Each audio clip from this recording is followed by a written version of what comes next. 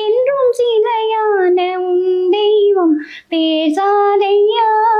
உங்களுக்கு இப்போ எத்தனை வயசு? 72 வயசு. ஏக சுகத்தில் கவனம், காட்டு வழியில் பயணம், பச்சை கிளியானால் பறந்தேனும் தேடுவேன்.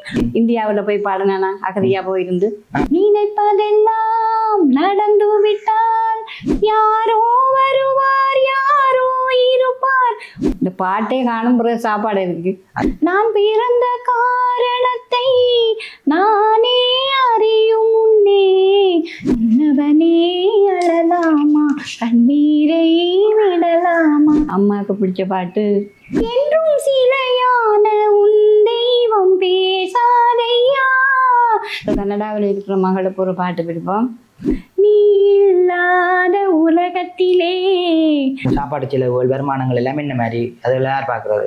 கண்ணின் மணி போல மணியின் நிழல் போல. ஏன் கவலைப்படுறீங்க?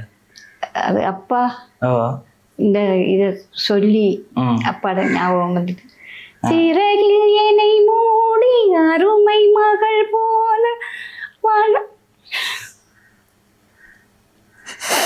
அமுதகானம் நீ தரும் நேரம் நதிகள் ஜதிகள் போடுமே. வேற பிள்ளைகளுக்கும் அதுக்காக கடைசியா ஒரு 4 வரி. முத்துக்கு முத்தாக சொத்துக்கு சொத்தாக